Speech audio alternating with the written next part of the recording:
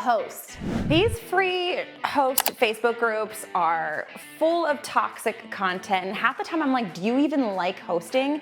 So today we're gonna dissect some of the conversations they're having and why thinking like this is truly bad for your business. And stay to the end, because we're gonna fire one of these hosts right here on our YouTube channel. Hi, I'm Sarah Karakayan. And I'm Annette Grant. And together we are Thanks for visiting. We've been hosting for well over a decade, welcomed tens of thousands of guests, and earned thousands of 5-star reviews. Our portfolio continues to bring in over 1.5 million year over year, and supported not only by the industry's leading brands, but also some of the biggest media outlets.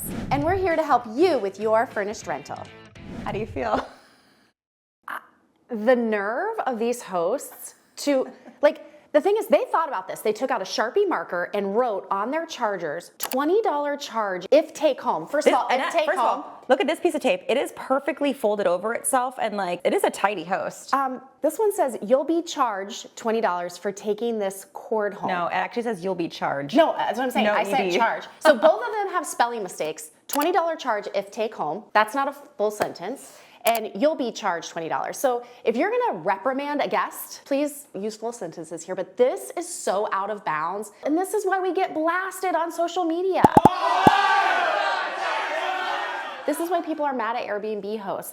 This is so not hospitable. Imagine you need to charge your phone and you turn this over. Or could you imagine if the lamp at the Hilton was $50 charge if you break. Take this lamp home. And here's what I can tell you too, and we talk about this all the time. I have, and you have too, I've been hosting since 2012. I could count on one hand. I would be really hard pressed to count on two hands the amount of stuff that's been taken that has truly impacted my business. And I can share, I really, really do. Really, really do. 99% of the time, if something is taken, let's say this charger is taken, they thought it was theirs, or they thought it was their person that booked with them and they took it for them. I feel like a lot of the malicious intent is not there, especially on these small items. Okay.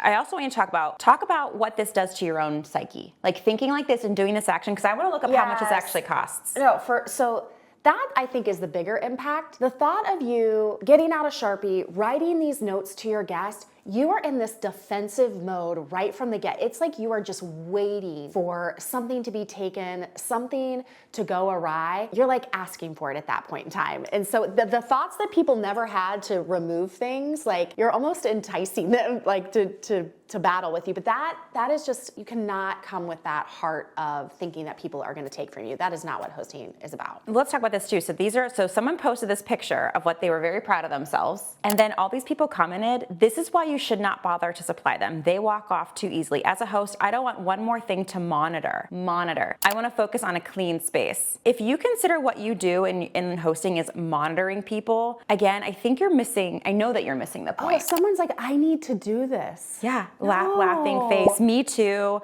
You know what also? It's I feel so conflicted, because it's you know what? Do that. Because all of our short-term rentals are beating the entire marketplace, because this is our competition.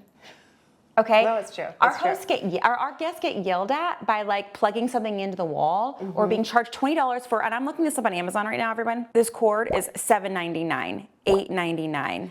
And you're willing to yell at $5.99 for these cords to replace them. I think they're just warning them it's going to be double what it would How many normally times cost in my you. own home can we not find a charger for a phone? Mm-hmm.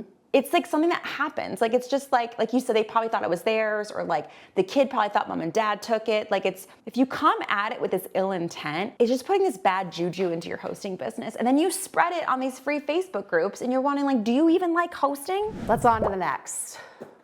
Over with the charger. Now colder months are here. Any tips on asking guests to be sensible with the heating thermostat? I set it on a schedule and not to go below 19 to 20 degrees, and we're in Celsius here. Okay. I can monitor via the Hive app. I've got guests in at the moment. The temperature is 21. They write back in auto boost, so it ranges up to 25 degrees. It's only a 1-bed annex, and it's not that cold. How do you approach them to ask to be reasonable? As the stay is longer, they already have heavily discounted. What would you do?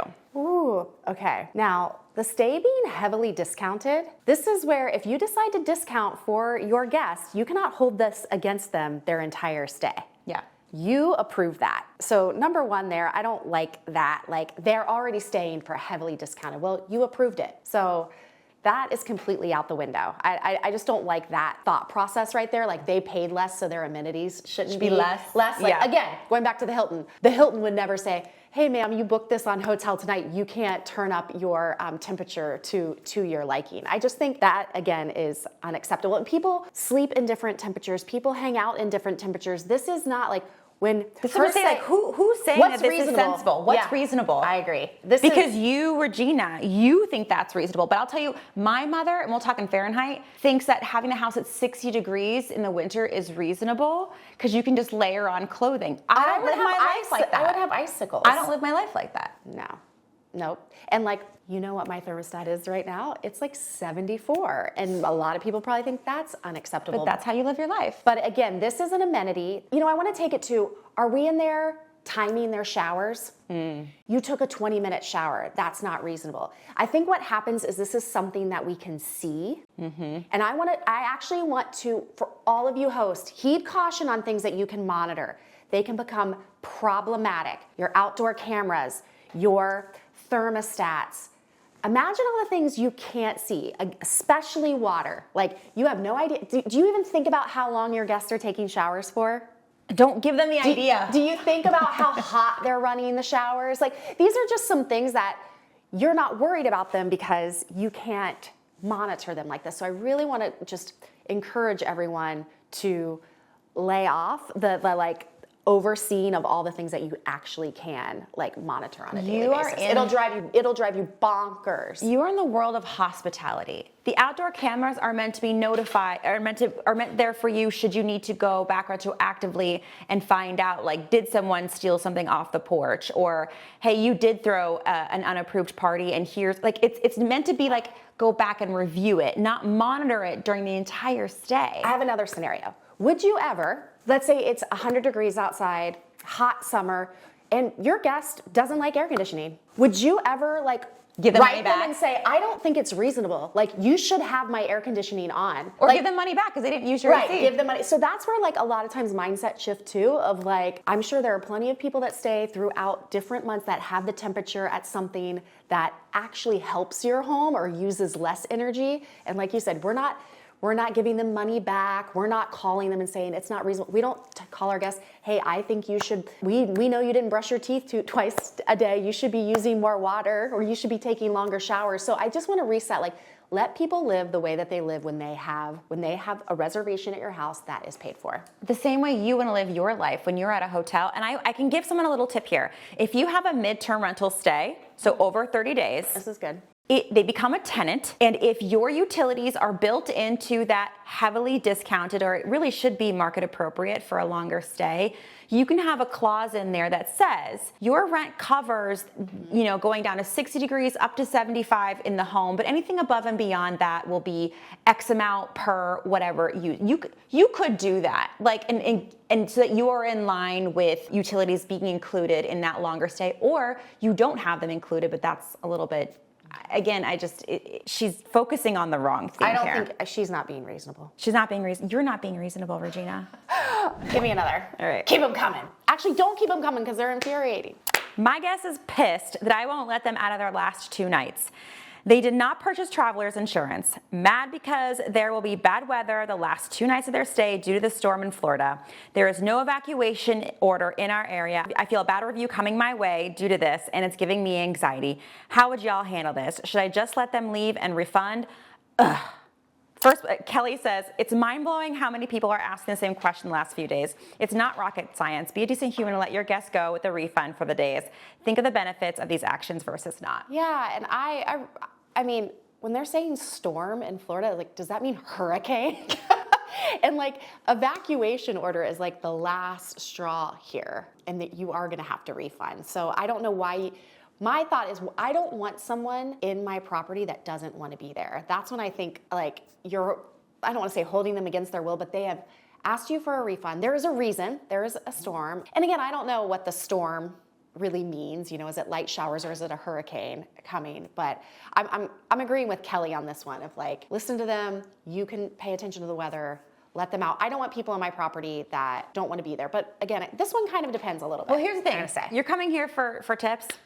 Make your non-negotiable now. When there is a giant storm, hurricane, tropical storm where it's impacting travel, because you don't know, these people might be coming from the place where the storm is, or they came to visit people that were also staying in a different short-term rental. You just don't know. And so make that decision. If there is a life-threatening travel impacted situation, what is your brand standard? That way you're not running to a free Facebook group trying to get advice from a bunch of people. You need to make these business decisions for yourself. And I can tell you, having worked in a hotel before, and I want to say this, you're like, ladies, but we're not multi-million-dollar hotel owners. A lot of the Hilton franchises are privately owned. A lot of hotels are privately owned, and yes, they have more rooms than we do, but these do affect their bottom line. But I can tell you, they would get refunded. Oh, let me pull out this section. This host says, I feel a bad review coming my way due to this, and it's giving me anxiety. For me personally then, I am not gonna let,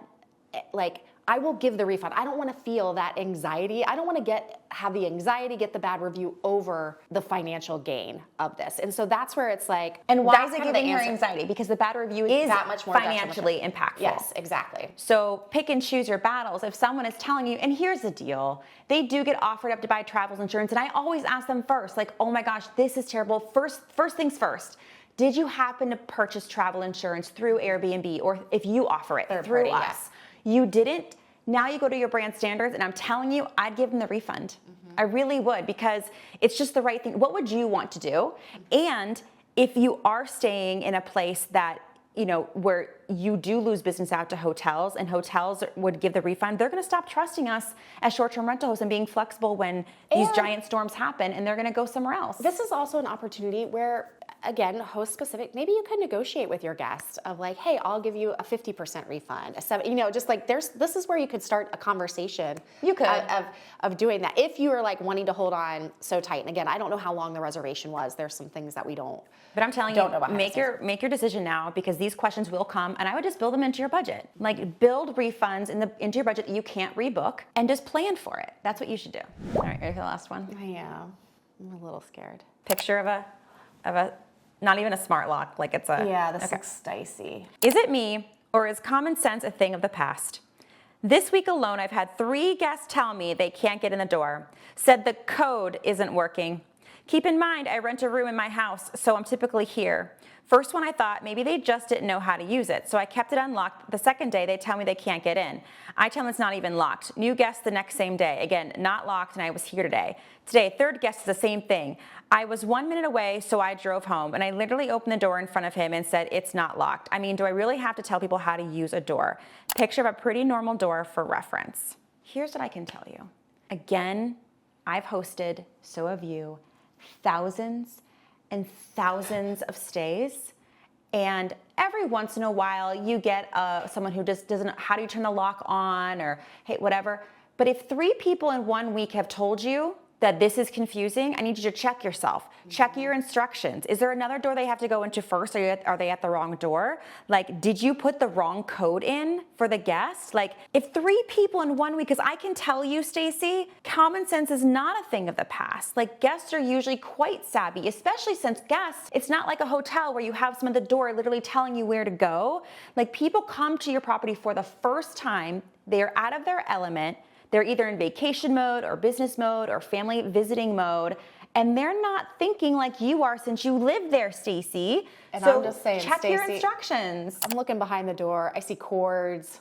I see you see it. I see a smelly thing plugged in. I see some debris.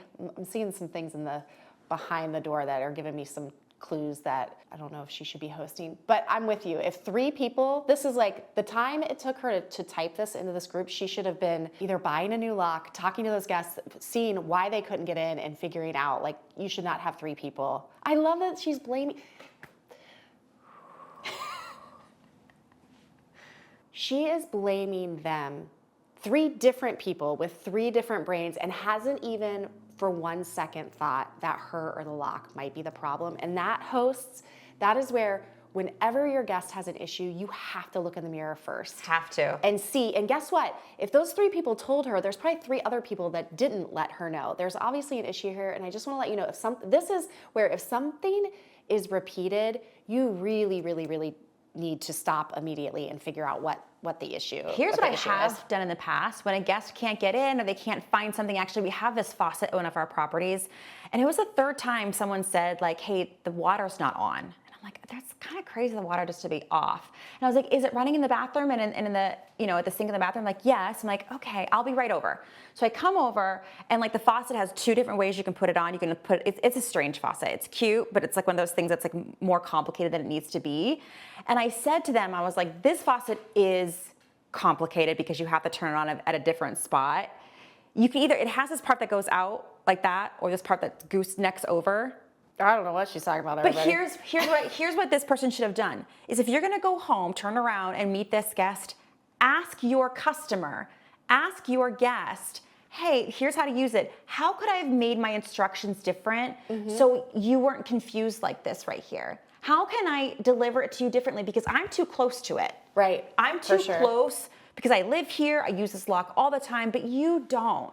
What needs to change, right? Yeah. Honestly, I got a new faucet because it was just too confusing. I mean, do I really have to tell people how to use it? Like, here's what I love here. She's not really asking for a solution. She just wants to, like, instead of saying how, this is my other part too. When you go to ask anyone in the hosting community for help, do I really need to help people use a door? The question should have been, does anyone have recommendations for their favorite lock? Here she's like asking this question that she doesn't even want an answer for. And that's what's so frustrating in these groups. It's really just them venting and not looking for a solution. And the way she actually posed the question, she wasn't looking for a solution at all. She just wanted everybody to join in and say that people don't have any common sense, and that's not. And that's where it's just like, I don't know that Stacy is cut out to be a host, because hospitality is all about adding color to service. And she doesn't want to add color to her service. She wants in and out, transactional, pay me money for this bed. And those days are behind us. Bad hosting is out. Like, this is why people are saying they struggle with revenue. They're struggling with all the things because you are not thinking this as a business. Your customers are struggling. Also, now it says she's also keeping the door unlocked. It's like you're keeping your front door on. Like, I have a lot of safety issues here too. Like, I'm looking at this door. It doesn't look like it's really a smart lock. So I'm wondering if these same guests were getting the same code, red flag, and her also saying that she's leaving the door unlocked because she was frustrated. It's like, I would not want to go into a home where the host is telling me, oh, don't worry, it's unlocked for you. Like, that's a safety concern for me. We see it all the time. Fees for the chargers. I don't leave extra paper towels and toilet paper and trash bags because they've gotten stolen. I don't leave K-cups because those get stolen. That is not the way that 99.9% of guests treat hosts and their properties. So I just want to make sure that everybody that's hosting wants to be hosting and understands that all people are different. Every guest is different. A reasonable temperature for you is going to be different than your guest. Maybe even the way they leave your property. Maybe we all live a little bit different. So you really have to have a heart of hospitality when you are opening your home. And I'm going to say something very important here. Opening your home for revenue. You're not letting these people stay for free. So you are exchanging a service here. And I think a lot of times hosts forget that. They forget that this guest has paid for this stay. So during that stay, within reasonable measure, they're allowed to use the home and the heat and the water and the Wi-Fi. You just have to think of everything through a hospitality lens. And if you aren't willing to do that, then this is not the industry for you. There are a lot of places to make money that don't include opening your home. That's what I wanted to say. If you're watching this video and you think we're a little unhinged because we're reacting this way, I can tell you, I know that I do have a heart for hospitality. I am a people pleaser. And the way they should have come to the Facebook group, if they're going to come at all, is, hey, this is frustrating for me, but clearly it's something I'm doing. How can I reframe my mindset so that I can serve my guests better moving forward? Not coming in here just because you feel like you can privately bash your guest with a whole sea of people to just clamor on and also kind of make it okay that you're doing that, because it's just going to be really bad for your mindset. And I'm telling you, these challenges are the tip of the iceberg when it comes to the challenges that you're going to face pleasing people and really serving people with a hospitality heart. And you should see these challenges as like, I'm going to take this challenge head on and figure out how I can turn this guest around. And this is why the TikToks go viral, the Instagram posts, the news articles, the virality of them is because this is like, we can't have this stuff out in the public. We need people, we need guests to be staying with us. And if they think this is something that they're gonna encounter during their stay, like, you know, I know we're kind of like laughing a little bit about these like comments of these hosts, but this is our industry. And so it's like, it's important that these aren't the messages and these aren't the interactions that our guests have, because guess what? All of these guests that have stayed with these hosts could eventually stay with us. So we're in this together, all of us hosts. So it's important, you know, how we handle our guests, how you handle our guests, we're all in this together. We've got a video all about amenities under $20, so check it out so you can get the most affordable phone cords plus many more things under $20. And if you are like our poor host here who is getting anxiety over a bad review, you can turn a bad review around and make it a lesson to learn from. Check out that video. And with that, I'm Sarah Karakayan. I'm Annette Grant, and together we are Thanks for visiting.